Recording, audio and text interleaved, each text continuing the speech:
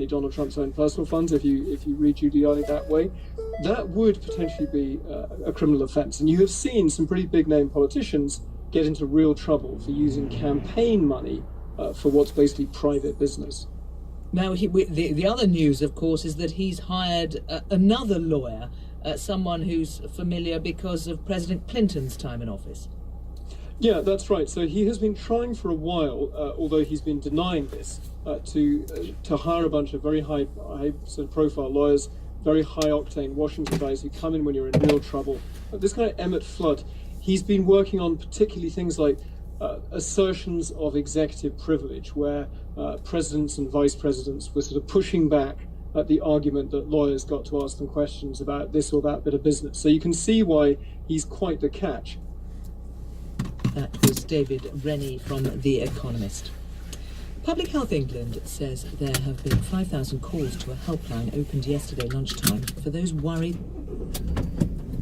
computer error, which led to almost 500,000 women in England missing a screening for breast cancer.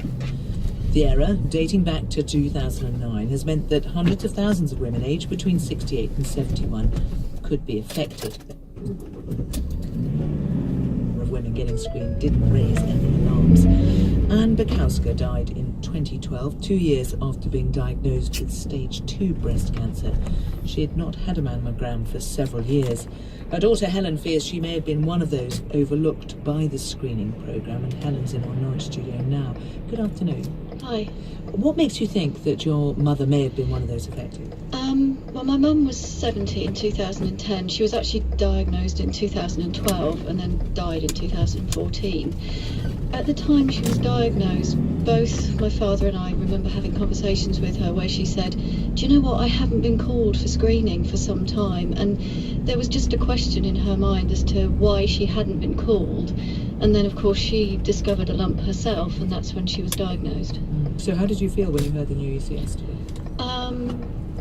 I think bells just started ringing, and I was like, hang on a minute, this could have been Mum. And, then by the time I got home from work, it was like, well, could things have been different? Could she still be with us? Could she have had a few years longer? I mean, you make the point that she was aware. She said, I haven't had a screening in a few years, and she was obviously of the right age. Did she think to do anything about it?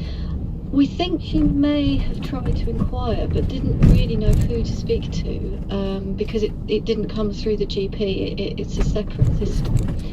And I think you just put your trust in the system, and I think she just thought, well, somebody will get in touch with me.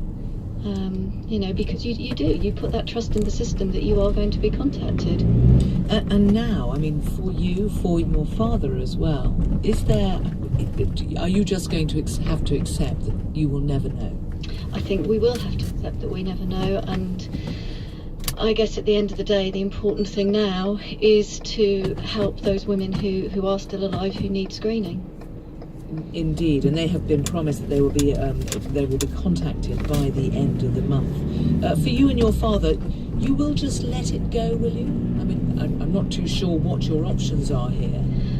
I really don't think there's anything else we can do. I'm glad it's been found out now, and I'm sure that around the country there's many other people in the same position as me and my family going, well, what could things have been different? But we'll never know, because you never know with someone's cancer whether it was very aggressive anyway.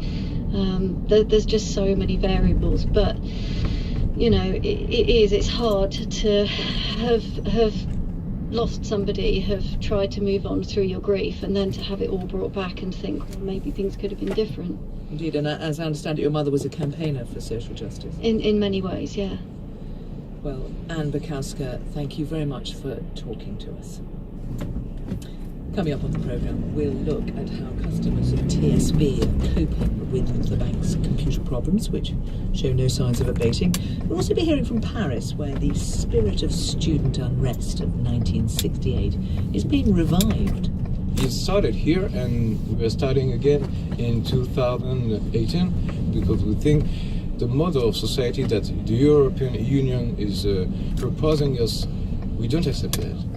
Do get in touch with us on social media. Use the hashtag BBC Water, that's WATO. Our email address is world@one@bbc.co.uk. Just as we went on air, the Basque separatist group ETA announced that it has disbanded. It is an historic moment for Spain. In a statement, the organisation, which has carried out numerous bombings over the years, said it would no longer engage in any political activity. Our reporter Tom Burridge is in San Sebastian. And Tom, this is a significant...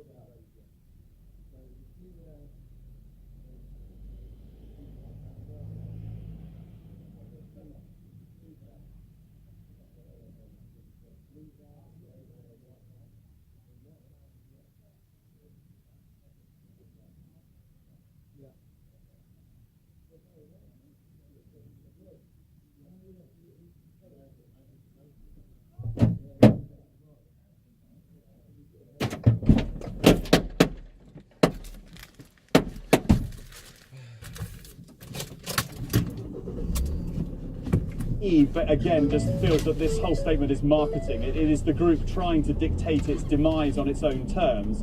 And for him, and for many people across Spain, simply put, ETA is a terrorist organisation. He calls it totalitarian, narcissistic, and believes that there should be no political concessions. Mariano Rajoy actually saying, the Prime Minister, that there won't be any political concessions, that this will lead to no policy change from the Spanish government. And I think that, ultimately, that's what the Spanish people demand. Tom Burridge, thank you very much. 50 years ago this week, Paris was in the grip of huge student demonstrations that became the biggest street protests in Europe in living memory. Les Événements of 1968 became the symbol of youthful unrest and a moment of cultural change. As our correspondent James Nockley reports now from Paris, these dramatic events have been marked by some students in an appropriate way, but for a different reason. A throwback in the University of Paris. Students are occupying the campus at Nanterre in the west.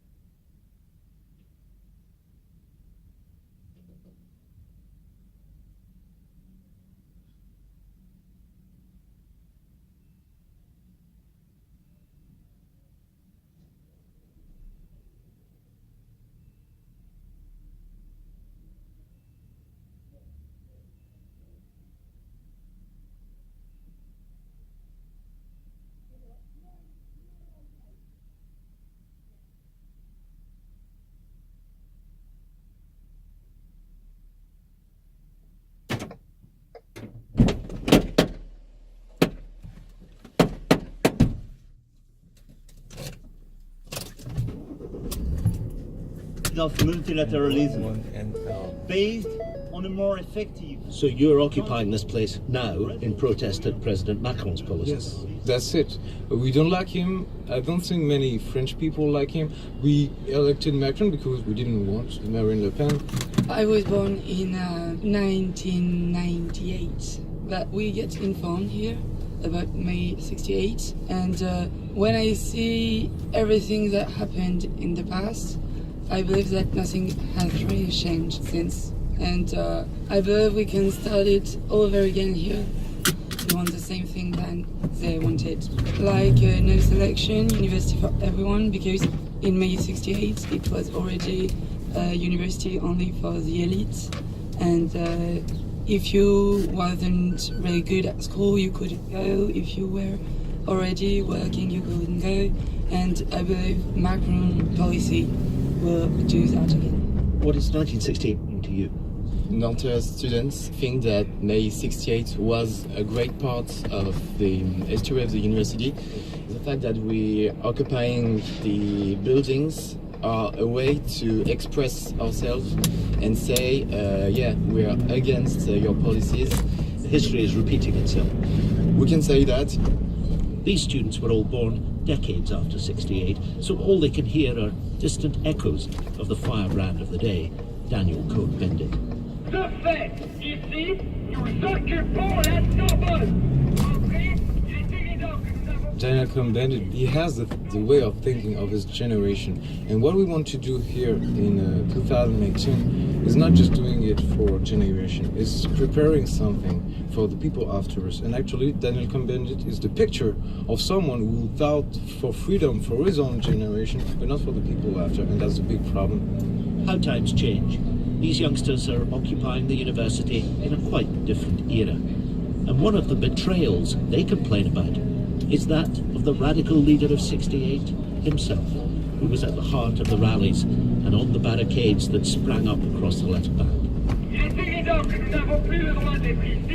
Because Daniel Cohn-Bendit, once a Green MP and now living quietly in Paris, saying very little on this anniversary, did the unthinkable. He voted for Emmanuel Macron.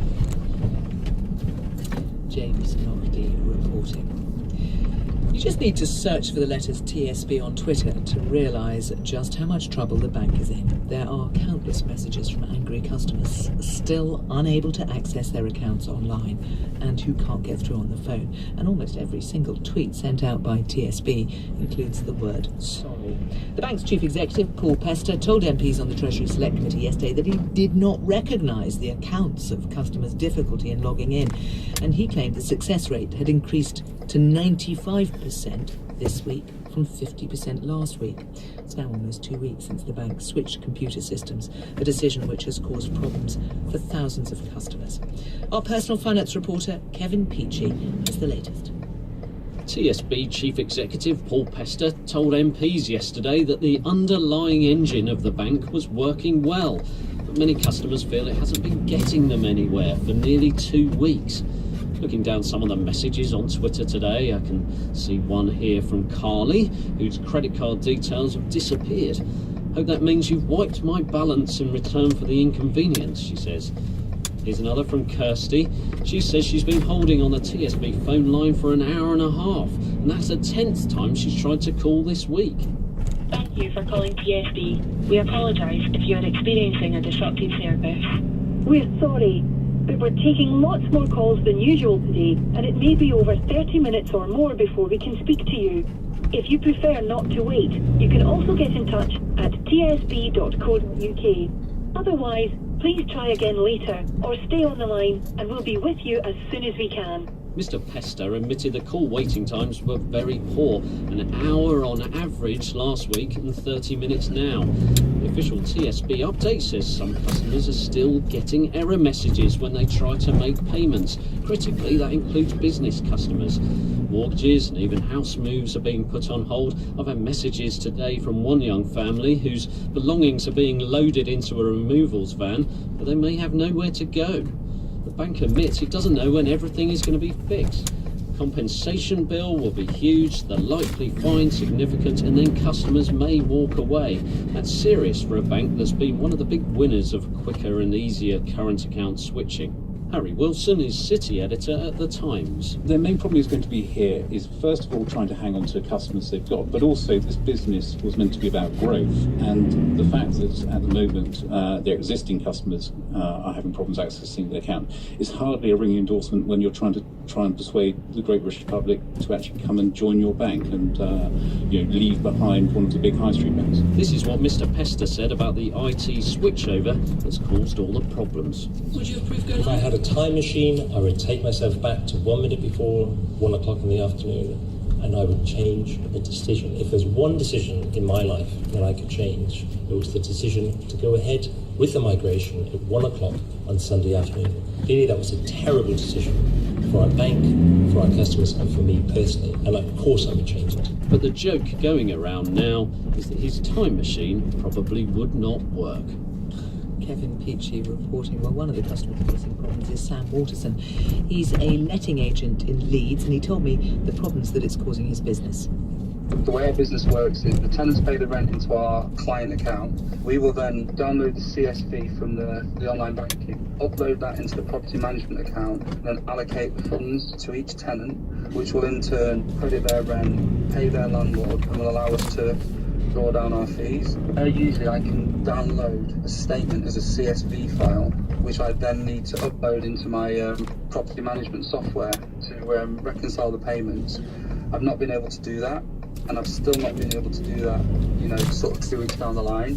So this, for me, is quite important. So I've got a stack of landlord payments that I've not been able to make from the end of last month. And I've also got all the tenants' rent that's gone into the account that I've not been able to process and allocate to each landlord. You've got hold of the money, but not control of it. You can't pay it out. Exactly. So if this is something that's going to go on longer term, it could have some serious knock-on issues to ourselves and our landlords. How long do you reckon you can survive?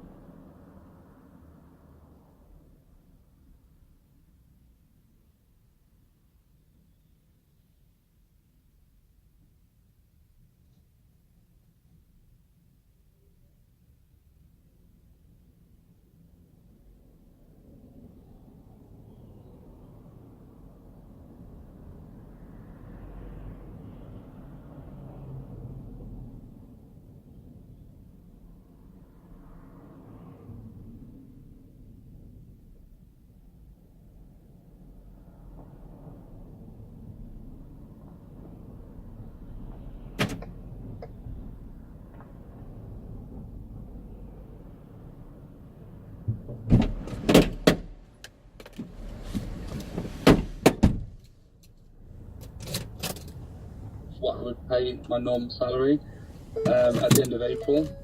So I'm relying on the fees that we earn to be able to, to pay myself. So for me personally, I'm starting to get to the point where I'm thinking, when am I going to be able to sort this out? Because I've got bills to pay.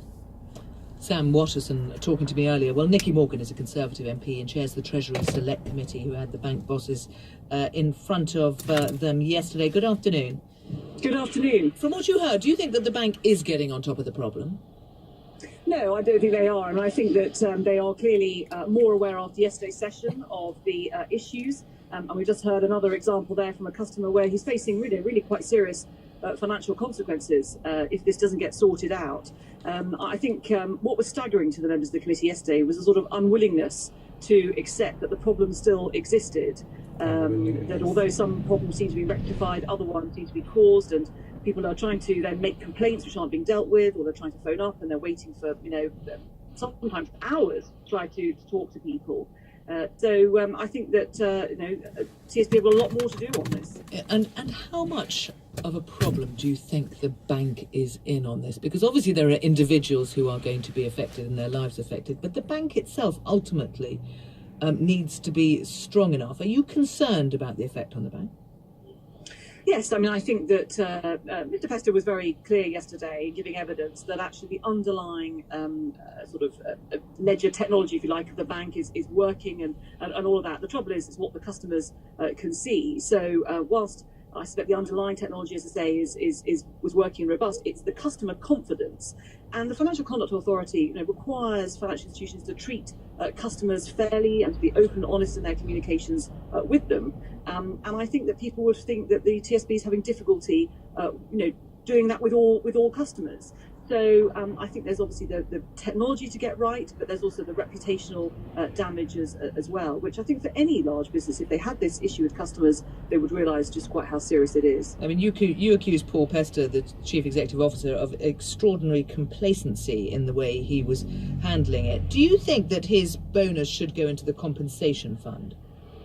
Well, I think that's a very good suggestion. I mean, I think we were pleased yesterday to hear he wasn't going to get the bonus related to migration. I mean, apparently, I think the chairman said he'd given it up. I mean, frankly, he shouldn't even be getting it.